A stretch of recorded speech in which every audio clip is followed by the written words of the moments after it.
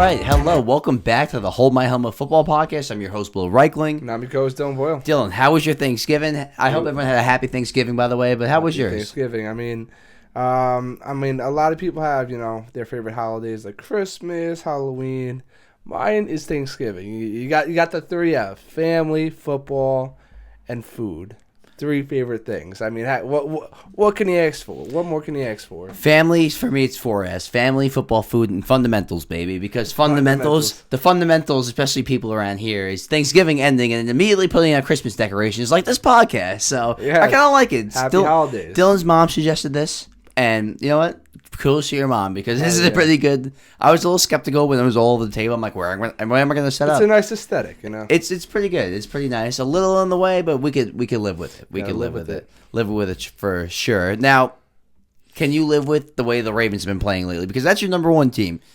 Is it? I mean, sneak peek. We're going to do our top 10 next week. By the way, 3/4 of the way through the season. But up to this point, is that still your number one team? So I was like uber impressed by the way the Eagles are playing. I mean, I had a hot take 2 weeks ago. That they were a good team, but coaching was going to let them down. It's showing more and more every week that their roster is going to elevate their coaching to like a whole nother level. I mean, nothing can bring down this team. I mean, Saquon Barkley. He might be, a top 5 running back of all times.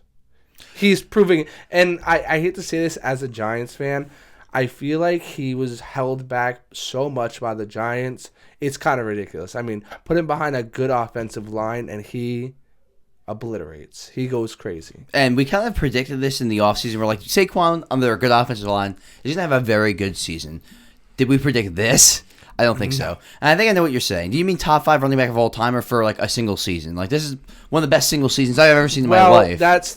He could have been of all time. I mean, like I was saying, I feel like he was really held back by the Giants. I mean, we saw like bits and pieces of, what he can be potentially. Let's remember. I think the upcoming years are going to be, him just going on a tear. Let's remember, he was the number 2 overall pick for a reason. I mean, this guy was one of the best college running backs of all time.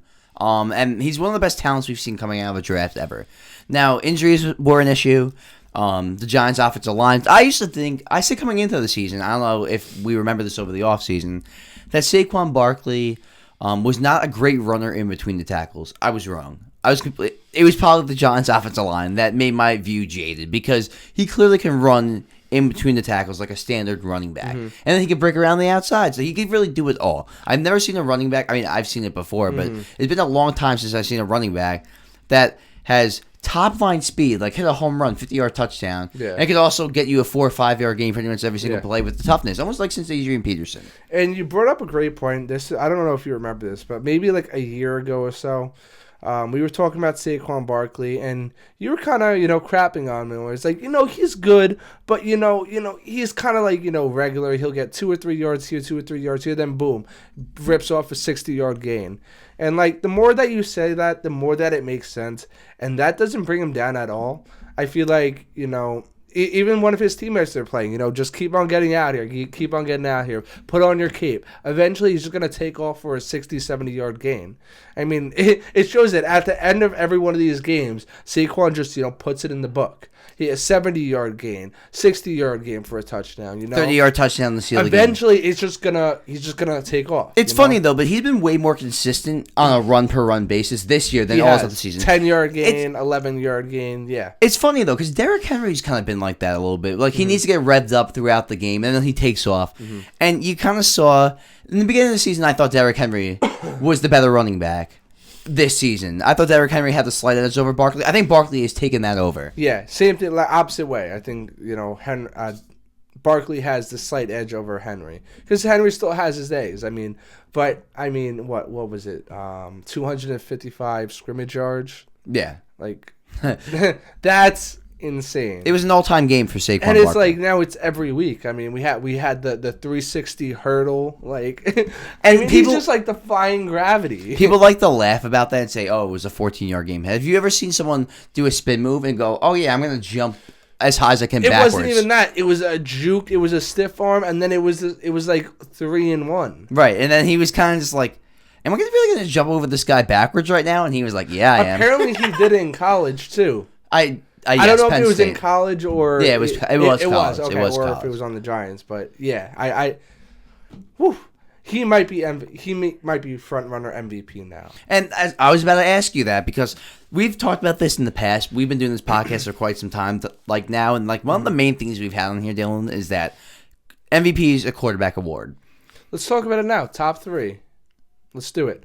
Because I kind of know where I stand with it. Now... Okay, go do your order. Okay. Are we going in order or just 3? No, in order. Okay. In order. Right now, I have Barkley front running. Lamar and Josh Allen are neck and neck. Those are the now. 3. It's just what order you want to go in. I have to give it to Lamar. He's been playing out of his mind. I'm not sure if I said this before, but he has 3 interceptions this season. And if you look back at every one of those interceptions, they are completely not his fault. It's passes that's bounced. Lamar or Josh? Lamar. Okay, because Josh had a couple. No, same thing. Josh had 1 interception on 4th down against the Chiefs, I think it was, where he kind of just threw it up. I think you remember that. Anyways, then obviously, so it would be Lamar, then Josh Allen, and then I want to say Derrick. Who else is up there? Derrick Henry would probably be 4. Derrick Henry, and then so that would be okay. That's 4. You have a 5th that you could name off the top of your head. Not everyone's saying Jared Goff. He's playing good ball, but he had 1 atrocious game though, that with a 5-pick game. And it's after that point, how can nobody else comes to mind directly? I can't really think of anyone. No, that's true, and I'm trying to think of one right now off the top of my head, and it is really tough. I thought Justin Herbert People was... were putting Baker up there, but the way he's playing like an MVP-type player... He's like a top 10 MVP. Absolutely. The way he's playing with talent out around him, he's been a stud this year. I mean, hell, if he makes playoffs and, wins it with fashion... He should be... Yes, he should get some kind of... He should get some kind of all-pro award for that. Justin Herbert's a sneaky one, but I'm going to give you my... Yeah, let's hear it. My 5. Number 1, I'm going to go Josh Allen right now. The Bills, with this roster, we said they had the worst roster this year, and he's been playing the best football of his career. Clearly, you might be on to something about Stephon Diggs leaving the team, and all of a sudden he's this next level player, not having the pressure. Yeah. So Josh Allen 1, 2, Saquon Barkley. Saquon Barkley's been out of his mind. Obviously, it's been. He's what is he on pace to have 2,100 rushing yards so far? So it's insane, completely insane. 3. Lamar Jackson. Up until the last couple of weeks, he was having his numbers were better than last year's numbers. And he won MVP last year, so clearly he should be up there. 4, I'll go Derrick Henry too. I mean, other than Saquon Barkley, if Saquon Barkley wasn't doing what Saquon Barkley was doing, he would be having a historic year. So you have 2 guys having historic seasons, and then number 5, I probably would go Justin Herbert. Justin Herbert? Yeah. What are you looking up right now? I see you spewing. I'm looking up the odds. See what we got. Oh, yes. Pull it up. So, now that we're going to actually look at the actual odds, we have Lamar at 1. Patrick Mahomes at 2. Timeout. What? Jaden Daniels. Is this up to date? Is this a... I'll look at it right now. When is this article posted? What should we do? No, I'm sorry. This is October. Vegas Insider. Not updated. This 15... How long ago was this? Josh Allen 1, Saquon Barkley 2, Lamar Jackson 3, Jared Goff 4, Patrick Mahomes 5, Hurts 6, Herbert 7. How are people still putting Patrick Mahomes? I get it, they end up winning games, but he has not been looking amazing. Bro, Derrick Henry, guess where Derrick Henry is on this list? I'm on VegasInsider.com. 7th? Just by the way you were saying it? Bro, he's 15th. No way. Bro, I don't know. Is Vegas Insider a legit thing? I'm going to try. I'm looking at sports betting. DraftKings. I'm going on DraftKings. I see Josh Allen, Saquon, Lamar, Goff, Patrick Mahomes, Jalen Hurts, Jordan Love, Herbert. Yeah, no, this looks like the same thing. Sam Darnold, Baker, Burrow, Geno. They're all quarterbacks. Geno above Derrick Henry for MVP? Stafford, Kyler Murray, Where's Henry? And then Derrick Henry. What? Do you agree with that? And then Bo Nix to him. No, I don't. Not even a bit. That just shows that's too much of a quarterback award. That just shows it. I mean, the top 15 are basically all quarterbacks. Right. All quarterbacks besides Saquon. I think. So Henry is Yeah. two. So All quarterbacks besides Saquon. So Henry's the number 2 non-quarterback. He must have dropped really quickly the last couple of weeks, but I can't put Mahomes. Mahomes is not on that, even close on that list for me. Would we put a wide receiver up there? And if Who? so, who? Who? Puka? No, he's missed so much time, bro. He Come has, on. but the time he's played. He's great. He's great. Who's been the best receiver this year? Jamar Chase? He's been up there, definitely. Justin Jefferson? None of them have been MVP like. No, he had a week last week. He had 1 reception. And Jamar Chase hasn't been winning games for the Bengals. They're 4-8. You okay there? So, what's Lamar's odds? Lamar, I think he's third. So how do you feel? You know, we talked a lot about the Eagles. By the way, before we move on, honestly, we'll go to Lamar in a second, but I'm going to put some stats here too. Oh wait, yeah. Did we even talk about this game? No, I didn't even get to the point I wanted to talk about this game. Okay, go ahead. This game, I said this last week, and I said maybe we should start thinking about Justin Tucker. Last week he kind of sold the game. If he would have hit the certain amount of field goals, they would have won. Now I'm saying they need to get another kicker because, again, back-to-back weeks losses due to the kicker missing. He missed 2 field goals, one a 47-yarder, one a 53. Now, for Justin Tucker's and for kickers in the league nowadays, those are gimmies. So they can hit that with their eyes closed. And Justin Tucker is supposed to be this, Hall of Famer, and he's missing these. Even the field goal, he missed a simple field goal. And it comes to a point, it's like, yeah, they have those weeks. It's his whole season. He's like a bottom 30 kicker. And kicking nowadays, that's going to be the difference between winning a game and losing a game. And the last 2 games, it has been. Yeah, dude, they lost by 5. He missed 2 field goals and an extra point. And I'm a guy that I hate blaming losses on kickers. But yeah, at this because Lamar played well, the offense played well, and it's funny because I'm pretty sure the Ravens outgained the Eagles in this game. They had the longer time possession. They kind of controlled this game, and the Eagles won. They did. Why? Look, the Ravens have been an elite offense this year. I'm pretty sure they lead the league in total yards per game offensively, but this is not the same defensive team. And the defense wasn't terrible today pass wise, but rushing wise, Barkley was running all over them. Let's be honest. He was. They look, and you'll see right here what's going on with the Ravens, to be honest, because they're averaging 35.1 points per game in their wins, but 20.4 points per game in their losses. What does that tell you? They can only win in shootouts. If they are in a low scoring game, Steelers, Eagles, they're going to lose because their defense just isn't the same. They've allowed the 9th most yards per game this season, total yards per game, and the 9th most points per game this season. Last year, they were a top 2 defense. It was the Ravens and the Browns. So, clearly, this defense is not the same. This is not a Super Bowl caliber defense. So, am I worried about the Ravens? Yeah, I'm worried about them. But am I worried about Lamar? No, it's not. Look, Lamar played well. Watch that game. Lamar was fine. It was really the missed field goals and the defense couldn't stop the run. That's what happened. That's what happened. And before you go, sorry to cut you off here, but they did everything they could. You can't blame this on Tom Munkin either, the offensive coordinator, because everyone in the AFC Championship game last year, Week 1 against the Chiefs.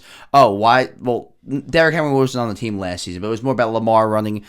You can't say that why didn't they give Derrick Henry the ball in the 4th quarter here? They tried everything they could to get Derrick Henry the ball. They gave him screens, running the ball with him, trying to get back in the game, and it just wasn't working. They wasn't working. So great job for the Eagles defense. So go ahead. To them. And I feel like this season, Lamar is developing more and more as, a pass-first quarterback. And he is the best when he's pass-first. On the other hand, you kind of want to utilize that run game too, because that's a huge factor with a quarterback like this. But I feel like he's a guy that can kind of do it all, and they should, build and call plays based on that. And I feel like they were kind of coming away from that a little bit. But I still feel like the offense was fine, and they did try running plays, but it was with Derrick Henry, not really with Lamar Jackson. But like in past games, we've been like, why didn't you try to get Derrick Henry involved? They tried really hard in this fourth quarter to get him involved, and it just wasn't working. So like, what do you do then? I mean, you have to build the run game and then do the RPO, the run pass option. So I have a theory here. This might be Deontay Johnson. They traded for him. He's literally. He didn't play a snap. He didn't play, bro. What did they trade for him? I don't remember, but like I'm pretty sure, was it like a third or a fourth? It might have been less than that. And that comes down to general manager that makes that decision. You trade for him, and now you don't want to use him. So clearly, that was an awful trade. Other than Zay Flowers, yes, they have Andrews and Likely, but specifically the wide receivers. Who do they have other than the Flowers? Aguilar's okay. Their tight ends are really good. Yeah, but like that's what I mean. Take out the tight ends. You have Aguilar, Flowers, wide receivers though, like guys to get open down the field. You have Flowers, Aguilar. And Bateman drops a lot of passes. Bateman does. He comes through sometimes, but he drops a lot of passes. It seems like they just don't want to use Deontay Johnson. Dude, he didn't play a snap, and he wasn't hurt. They're done with him. I mean, you like to say this all the time. They must have saw something in practice that we didn't. Apparently, I heard it's something going on off the field that they don't like him. Like something's going on, like attitude, whatever. Like it must be. If you're not giving him a shot, then. And the last two games before that it was like 1 target, 2 targets. So like. Bro, he probably wasn't getting mad that he wasn't getting the ball, was being a crybaby. I don't want to assume, but like, what are the odds that it probably is that? Bro, it's crazy. This game, we could probably talk about this for like an hour on its own. And I'm not worried about the Ravens. A little, I am. I am in the defense, big time moments when you. I mean, honestly, like the way that they're playing, I feel like they would still beat the Chiefs. I'm worried about the Chiefs. I was about to say, I think they would beat the Chiefs in the playoffs. The Bills. I don't think they would. I don't. I think we could agree upon that. That's the problem. I think they could beat the Chiefs in the playoffs, but not the Bills. With those big offenses, I think they're going to have a problem. And for me, it's not even like I think they could win shootouts. The Steelers, like low scoring games, they seem to struggle when they don't have their fastball. Lamar and Henry working 100%, they struggle. And when they don't come out the gate firing, exactly. Now the Eagles, bro, this might be the best defense in the league. It's crazy because I'm pretty sure that they. I'm sorry, I had to rate this for a second. The Eagles defense leads the league in total yards per game allowed. They have allowed the least yards per game this season. This Eagles defense was the worst pass defense last season, and now it's one of the best defenses this season. They scored on the draft. They scored it. And then you have this Vic Fangio that's running this defense like no other. I mean, he took guys right from the draft and turned them into stars. Quinyon Mitchell, Cooper DeJean, first, second round corner picks. And already top corners in the league. Quinyon Mitchell, people are saying he's already the best corner in the league. Cooper DeJean might be the best slot corner in the league. Jalen Carter, was he the one that tackled Henry? Yes, Cooper DeJean. Yeah. That guy's a stud. Guy's a stud. Jalen Carter finally emerging to a big-time player on that D-line. Look, they lead the league in total yards per game allowed. I'm just going to say that again. This is the best defense in the league so far. It's crazy how a year turnaround could happen.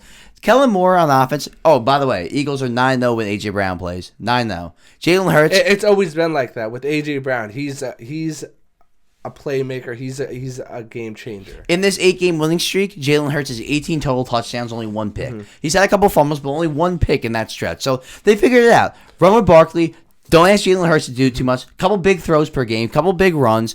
I'm kind of excited about this team, but I'm going to give Sirianni props because yes, you have to rally the troops, and they had some controversy in the beginning of the season. They had to bounce back. But you add exactly what they did. They have a good offense coordinator. They have a good defense coordinator. They add Kellen Moore. What they had when they won the Super Bowl. Yes, they had they had Shane Steichen, Jonathan Gannon. Both two very good head coaches. Jonathan Gannon with that Cardinals team outperforming. Shane Steichen last year with Gardner Minshew played very well. Anthony Richardson finally starting to come on. Clearly good offensive mind. So now you have Kellen Moore, Vic Fangio. You have to give props to Kellen Moore and Vic Fangio. You bring in 2 great defensive coordinators, defensive and offensive coordinator, and yes, Sirianni has bounced back too. But these 2 coordinators have done a great job. Absolutely, and I mean I'm gonna stick with my gun, and I'm gonna stick with it. They could even win a Super Bowl this year, but where is the offensive? Where's Kellen Moore gonna go? Where is Nick Fangio or Vic Fangio gonna go? Exactly, because and then it's gonna be right back to Nick Sirianni and he's going to be running this team, and he's going to be running it right into the ground. Eagles fans really hate us. I do. We've really, on this podcast, have grown into, like... We were Cowboys haters, and now we're moving more towards the Eagles. It's funny, though, because you've actually watched the whole episode. We're not like that, but, like, people do this all the time. Like, very popular podcasts do this, too. You have to fit everything into a minute. You take the stuff that the most controversial stuff. Not like that too, but like just you're gonna get stuff that's gonna bring in views for your show. And sometimes people hear what we say, and they don't hear the rest of everything we say, and they think we're just saying crazy outlandish things. Yeah. But they don't hear the 20 other things we say alongside that. Yeah. So well, listen, I'll give the Eagles something. You know, I used to crap on AJ Brown. My narrative on him has completely changed. I mean, last year I was kind of crapping on him for, you know, yelling at Jalen Hurts, saying get me the ball. I've seen a bunch of interviews. I've seen a bunch of post game. He's a mature guy. He's not like that. I mean, the way that I've seen him in these post game interviews, the way like the interviews that I've seen. That's not him. And he's a winning player. He is. Like they win when he plays. And like that's what you want. You want a guy to like want to win the game, not, you know. So that's what I just want to say that. My narrative on AJ Brown, I like the guy. He's a good guy. Honestly, I heard some stuff like him on the radio too. He really kind of made up in this fan base. He got the contract extension. Eagles are riding high right now. We can't 100%. Like they're definitely back to the Super Bowl. They're a top 2 team. Back to the NFC Championship game. They're a top 2 team. We'll see what happens with the Lions. They have a lot of injuries. We'll get into that in a little bit. Actually, have they seen each other this season? Eagles, Lions? I don't think so. No, they have not. But, bro, Lions, so many injuries, bro. You know, Aiden Hutchinson was out for the year. They have so many things going on with injuries all over the map. I mean, lots of defensive injuries. And... you know, they still kind of... It's kind of showing. It's showing. It's starting to. But, they're still dominating at the same time. Their offense is 100% dominant. First half against that Bears game, they really kind of put the work to them. They kind of slowed down in the second half. And, like, dude, like, a lot... We've talked about this on this podcast a lot. Quarterbacks, specifically rookie quarterbacks, what do you do when you're trailing? And I respect Caleb. They came back in that game, and, you know, he gave them the work a little bit. He did. And let's get right to it, bro. 30 seconds left. We're going right to the end of the game. Take the sack. Come on. That's the most controversial thing this week. That is. So what do you think? What would you have done? What would you have done in that scenario? As a head coach or as a quarterback? Start with head coach. Head coach. You don't put your guy in that situation. You take the timeout. You have 30. Even if you're rolling around 16 seconds. Okay, let's stop this for a second. Let's bring it back together. They're already in field. It's a long field goal. They're already in field goal 59 range. Yards it was. 31 seconds as soon as the play stopped. They stopped the play at 31 seconds. Caleb gets the guys to the line, and they snap the ball at 7 seconds. What happened in those 24 seconds? Like, there was a point they were all on the line at 12 to 13 seconds. But you can tell everyone was confused about their assignment. Nobody knew what to do. Everyone was looking back. Nobody was ready. If you see that going on, you got to call timeout. Dude, even, let's say they called the timeout 12 seconds. You can still run one more play. Just throw it out of bounds. You know, it has to be a quick play. Whatever it may be, but you have to pick up on these things. So it's obvious, Caleb. Obviously, it's obvious. Like Caleb Williams botched that, and he like did, you've heard a lot of people shit on him during the week about that. But look, this is what. Let me give you what I would have done. Yeah. So let's start with head coach. You get sacked. You have one timeout left. You get sacked. It's 30 seconds, dude. It's like literally 3rd and 20, whatever. This is what 31 seconds. This is what I would have done. Come on, fuck. Timeout. Immediately. Because all the momentum's going the other way. You're going to have your rookie quarterback off a short week on the road, rookie, go up to the line of scrimmage, call an audible, and try to get a sideline play and a timeout. Well, not even sideline play, a middle play, timeout. Well, yeah, you could have got that. Apparently, they didn't even know they had the timeout. That's why he's not here anymore. Obviously, if I'm Caleb, I go up to the line. Yeah, I'm calling audibles, whatever. Again, Eberflus, 16 seconds. What are you doing? Timeout. He's sitting there with a blank face.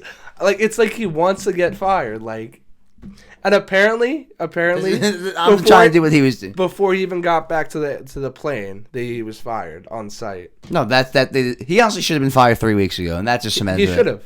So, And I think I really think you brought this up like a week or two ago that he's not going to be here for too much longer. I thought he was going to last the season at this point, but no, if you do something like that, and I think they're going to be better for it. Yeah, I think honestly they might come out and win this week, but we'll talk about it in our predictions video in the next video. So stay tuned for that. This whole game, I mean, Caleb, man, he's been impressive. Like, yeah, they didn't have a good start, but that second half. He's shown maturity. He's been the most typical kind of rookie situation where you have struggles, you have good moments, you have bad moments. He really has shown, but he's shown steady kind of growth throughout the season. Like, you see the talent there. Exactly. You see the talent. From the week 1 to now, you see, less of the mistakes and more of the things you want to see. Exactly. Like, it's exactly what you want to see. And I think Caleb is turning out to be that, that number one.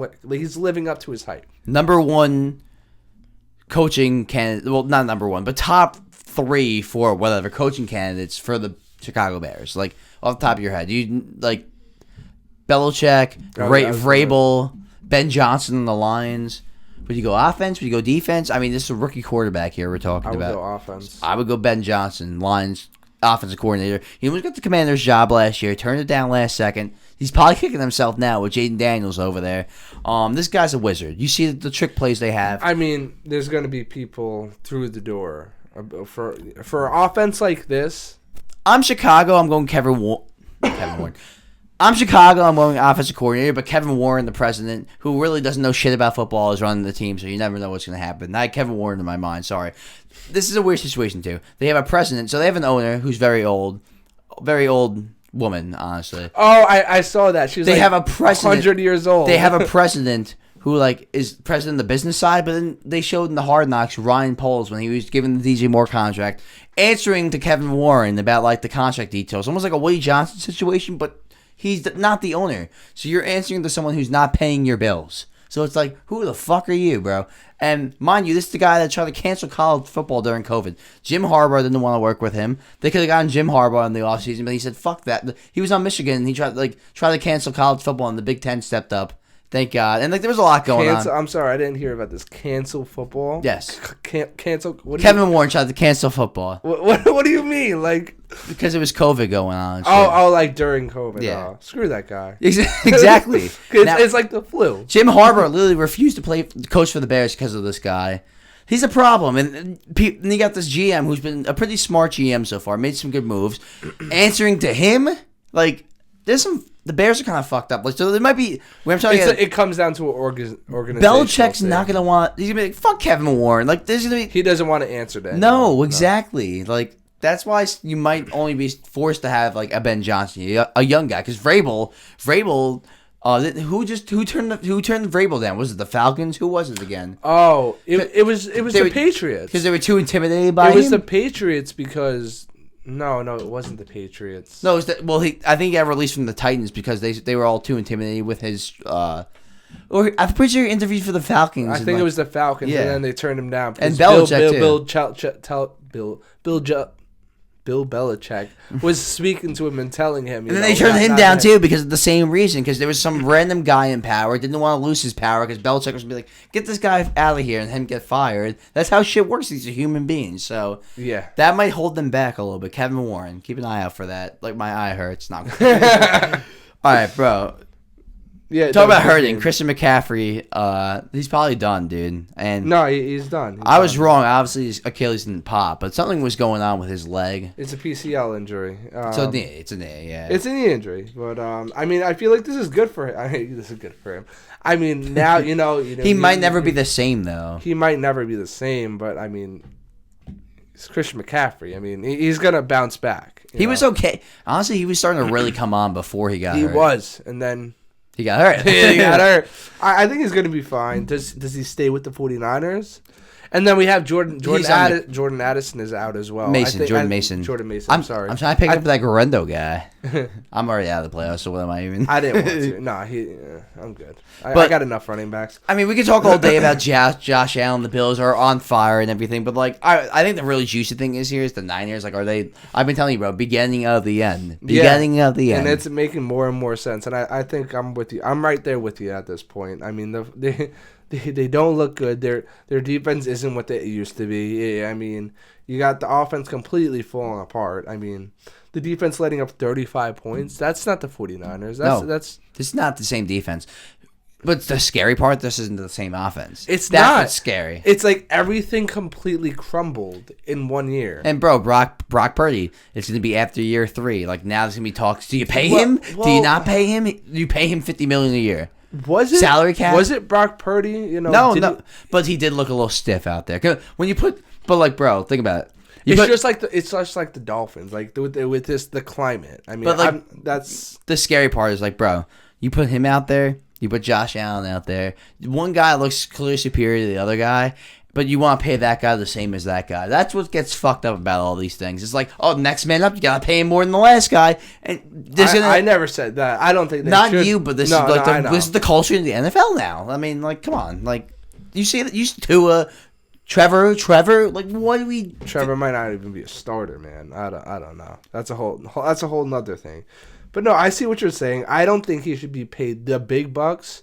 And like if he wants to stay with this team, I think he knows he's gonna have to, take like a contract that's not that, not the next big contract. I think Brock Purdy is a top 12 quarterback. I think he deserves money. I don't think he deserves 50 plus, maybe 45. Mm-hmm. I'd sign him at 45. Yeah. Like, you guys, let's dial it back. Not every next guy gets the next biggest payment. Unless they compare it to everyone else. Like, dude. Unless they earned it. I mean, it's not even like he has the worst offensive cast around him this year. Has Debo, has Kittle. He had Jordan Mason for a while. It's like Pearsall's a first round pick.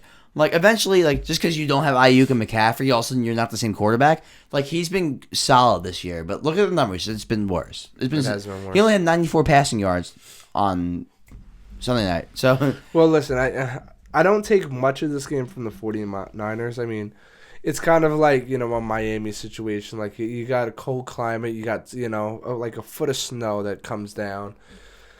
But I am very concerned about them. I think they do need to kind of do it, a little rebuild, Mini rebuild, yeah. Take a season, get your pieces together, get the offense together. But I can't pinpoint what's wrong with this team. I really can't.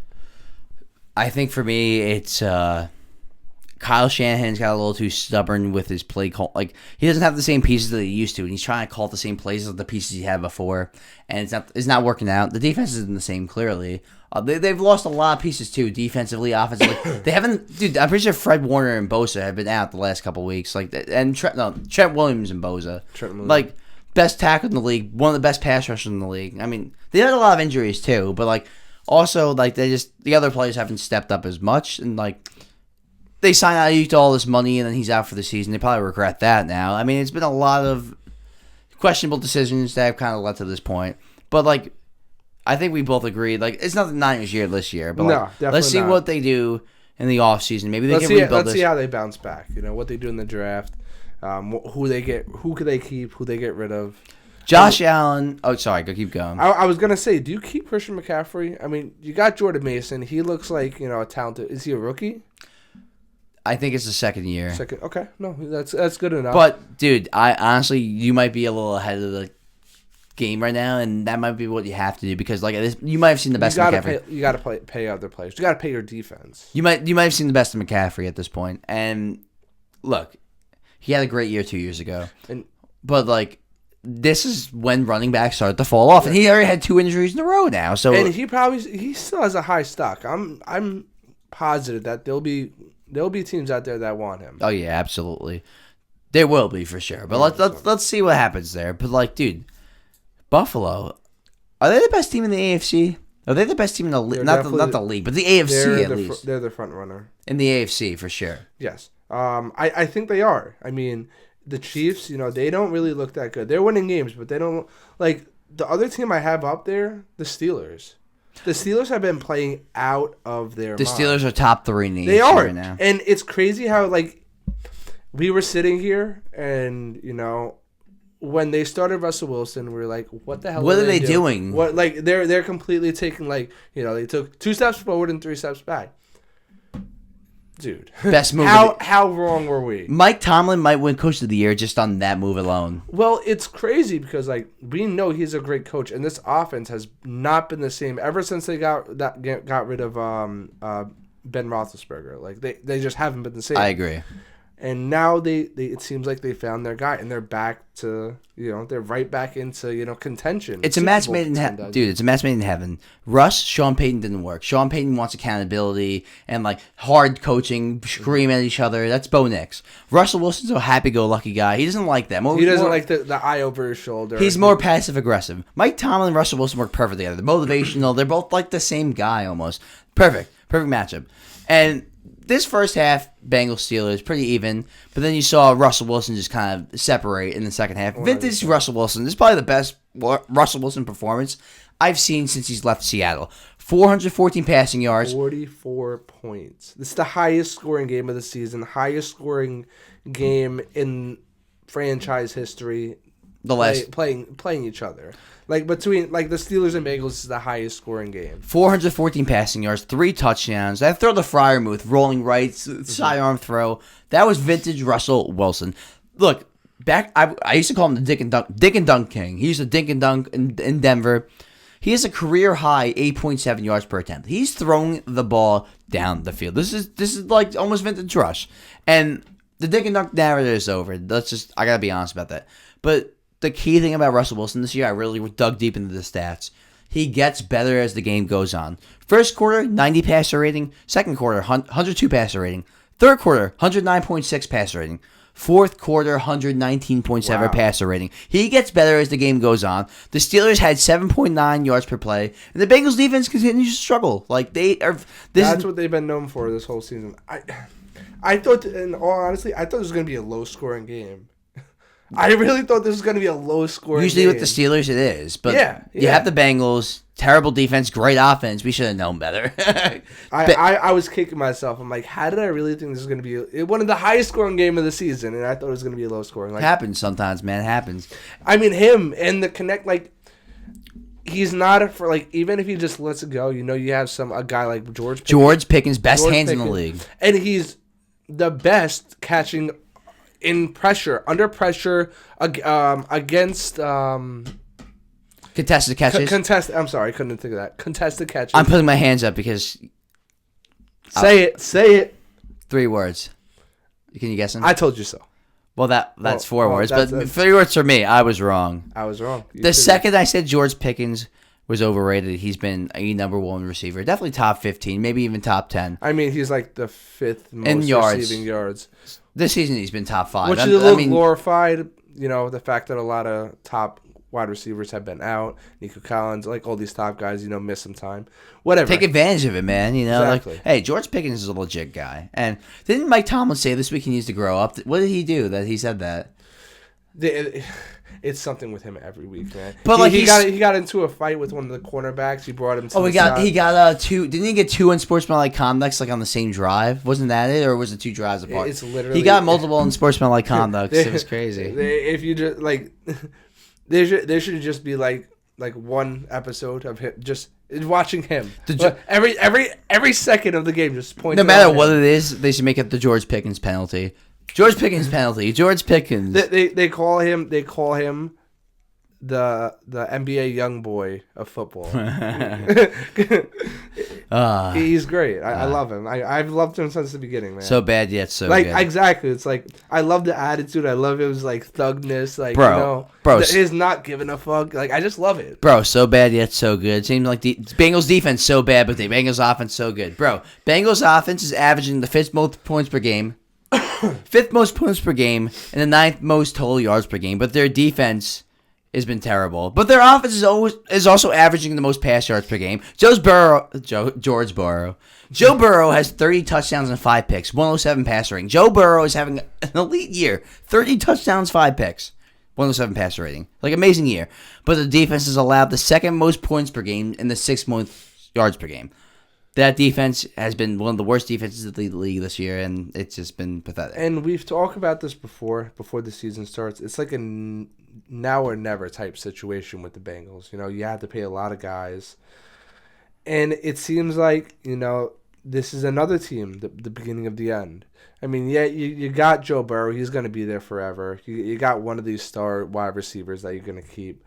But can they do what the Eagles did? Can they bounce back? Because I was thinking for a while. I was talking to you about it. I'm like, a lot of teams need to build a defense. That doesn't happen in one season. That's why I'm kind of shocked how the Eagles have done that in one season. So maybe you get a good defensive coordinator, you get a couple good pieces in the draft, and you pray.